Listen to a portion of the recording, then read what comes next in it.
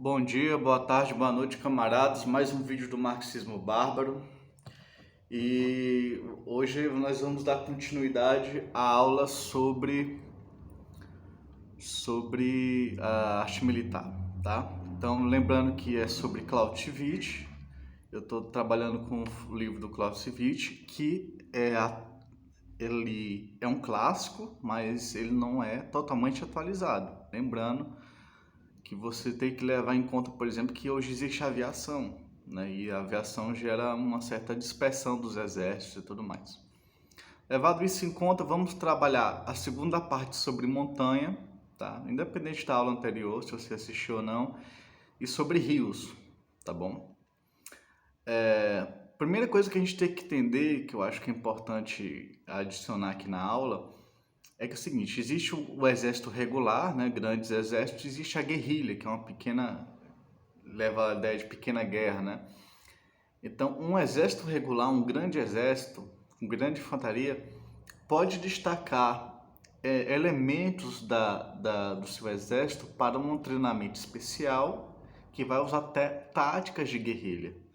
Então, o uso de exército regular não exclui o uso da tática de guerrilha, de pequenas guerras. Você pode pegar uma parte do exército e especializar, criar guerreiros especiais que vão, por exemplo, fazer sabotagem, que é algo típico de guerrilha, né? Vai sabotar, vai destruir armazéns e tudo mais do exército inimigo, que vai se infiltrar. E isso é um conhecimento importante para pensar mais dialeticamente a guerra, tá? Então, dito isso, o que é que diz Clausewitz?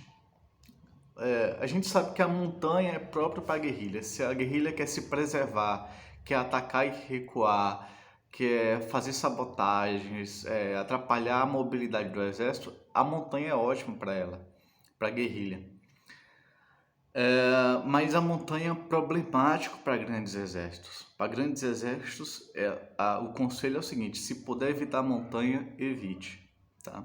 Para grandes infantarias, grandes artilharias, se puder evitar a montanha, evite. Por quê? Porque a montanha tem um clima horrível, instável, difícil, né? Porque a montanha é muito acidentada, ou seja, você tem dificuldade de organizar seu batalhão, terreno muito acidentado, e porque a logística é muito ruim na montanha.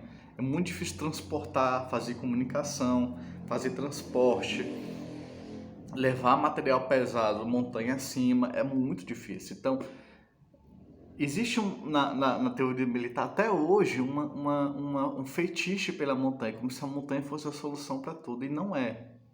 Não é. Se puder evitar a montanha, evite, né? Se puder. Alguns casos, como guerrilha, você evita. O que não impede de você destacar pequenas partes do seu exército para defender posições vantajosas na montanha. Então você tem algumas posições vantajosas na montanha em que um pequeno grupo pode enfrentar um grupo maior, um atacante maior. Então, se você puder fazer defesa da montanha, faça com pequenos grupos e a partir desses pequenos grupos você atrasa o inimigo, você desgasta o inimigo, mas são grupos de guerrilha de montanha, tá? Que você pega posições vantajosas, desgasta o inimigo e recua para fora da montanha quando necessário. Ou seja, se você evita a montanha, você vai para onde? Você vai para os vales, para a beira da montanha, para a estrada que rodeia a montanha, né? Que passa pelo lado da montanha. Então você vai para a parte de baixo, para o pé da montanha, você evita a montanha. Você coloca militares, grupos especiais nas montanhas, em pontos estratégicos, mas você procura guerrear fora da montanha, se seu exército for grande, lógico. Então, parece contra-intuitivo você evitar a montanha, mas pelos argumentos aqui se sustenta. O clima, os acidentes são muitos, é difícil organizar um grande exército e a logística é ruim na montanha. Então você evita ela, tá? Aqui não estamos considerando a aviação, tá bom? Existem problemas de aviação que devem ser considerados. Então, você consegue antecipar a guerra fora da montanha e você prioriza os vales, tá bom? Você não prioriza o pico, você prioriza o que está abaixo da montanha, a estrada, o campo aberto. Ou você fica entre duas montanhas, tá? Você fica entre duas montanhas. E a montanha acaba servindo de barreira natural, né? Você impede que o inimigo entre por um dos lados, por trás, porque você usa a montanha como barreira natural. Isso nos leva ao próximo assunto, que é os rios, tá? Rios grandes, esses rios que tem muita água, rios como o Rio Amazonas, são importantíssimos para o defensor, não para o atacante em si, mas para quem está defendendo o território. Porque obriga o atacante a vencer a água, a construir pontes, a se dispersar, a avançar de forma difícil. Então, o rio é uma grande vantagem para o defensor. Mas tem que ser um rio grande, tá? Um rio de muita massa d'água. Por exemplo, o rio Parnaíba e o Poti aqui em Teresina, você tem épocas do ano que você atravessa andando.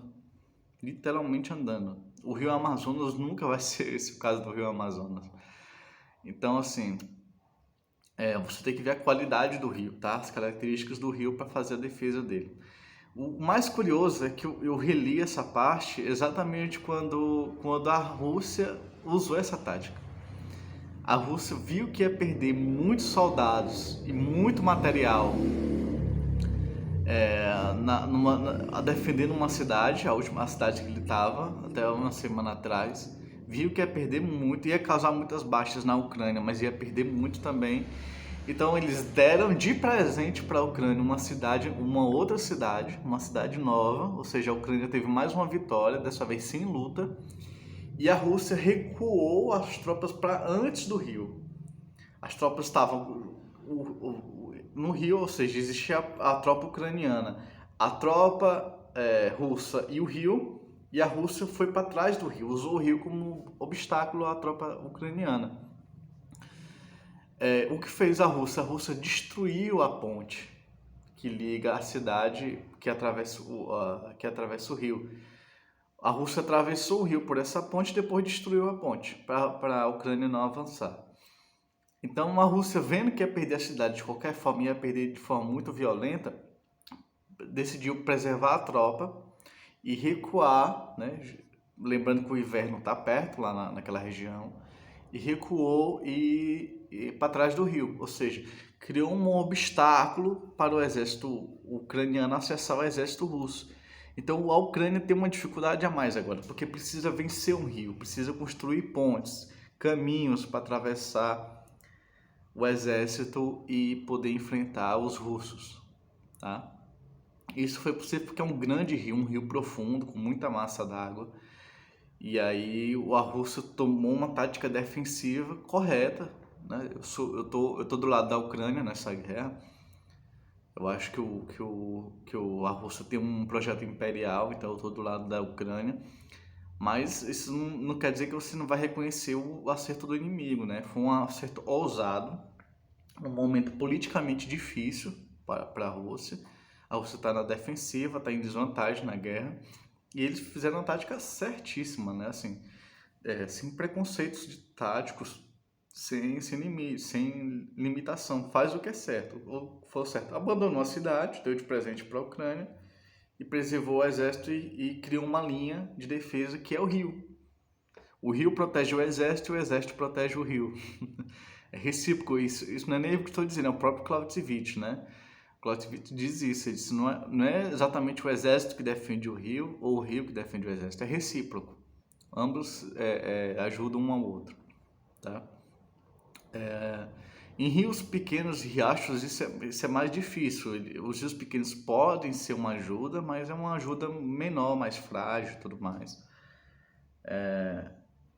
Então não tem tanta função quanto um rio grande, né? E também tem a distância que você está do rio. Normalmente, o Clausewitz diz, ele insiste isso mais de uma vez, que você tem que ficar a um dia do rio, tá? Para não deixar o exército inimigo atravessar de forma fácil. Você tem que ficar perto do rio e se for para ficar mais de a pé, o equivalente a um dia do rio a pé, tá?